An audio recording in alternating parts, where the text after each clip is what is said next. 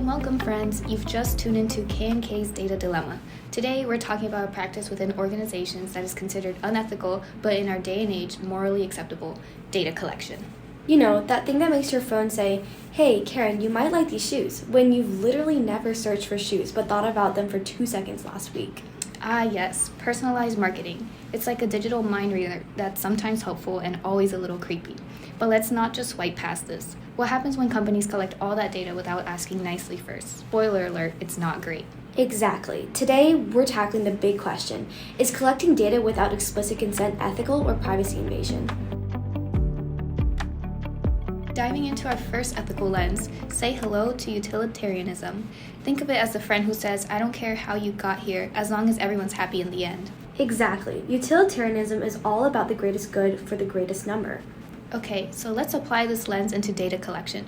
Utilitarianism would say, hey, does grabbing all this data without asking make more people happy than upset? Well, we need to measure the utility, the benefits, and weigh it against the disutility, the risks or harms. Let's dive into an example. Take Meta. In 2023, their annual EBITDA was about $58 billion. McKinsey estimates that leveraging user data can bump profits by 15 to 25%. If we take the conservative 15%, that's an extra $8.7 billion in value. Sure, Meta got slapped with a $1.3 billion fine that same year, but let's do the utilitarian math. $8.7 billion minus $1.3 billion in loss, that's still a net benefit of $7.4 billion. And let's not forget the benefits to consumers. Personalized recommendations, tailored ads, convenience of having services that know what you like.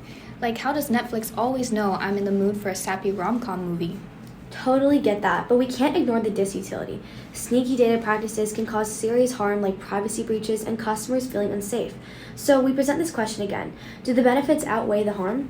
Utilitarianism gives companies a green light if that net happiness profit outweighs the risk. Play your cards right, and you might just end up with happy customers and a fatter bottom line. Next, we're going to dive into deontology. Deontology is basically that voice in your head screaming, "Did you ask before you borrowed that sweater?" And when it comes to data collection, the sweater in question is your personal information. So, what does deontology have to say about this data drama? It's simple. If you're a company collecting people's data, you have a moral duty to get explicit consent first. Okay, imagine this. You're at home singing off-key to your favorite guilty pleasure playlist, and Alexa is your only witness, or so you think. Turns out, Alexa might be hanging on to more than just questionable music tastes. Cue Amazon's recent $30 million slap on the wrist for privacy and violations involving Alexa and Ring cameras.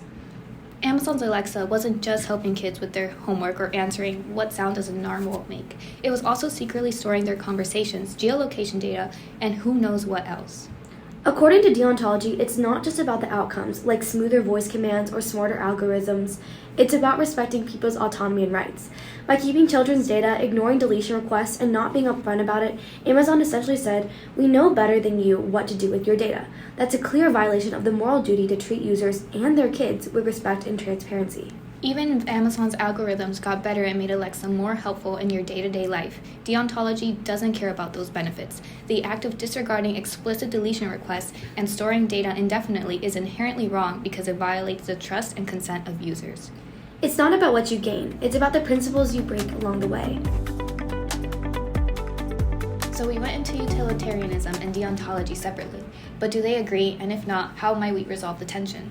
Okay, let's start with what these two lenses can agree on. The goal should be to benefit consumers and avoid harm. Yes, but utilitarianism is like, if collecting your data makes more people happy, say through better services or bigger profits, then it's all good. Consent, it's nice to have, but not a deal breaker. See, here's the thing. Deontology, though, sees respecting privacy and autonomy as a non-negotiable. Utilitarianism and deontology clearly cannot agree.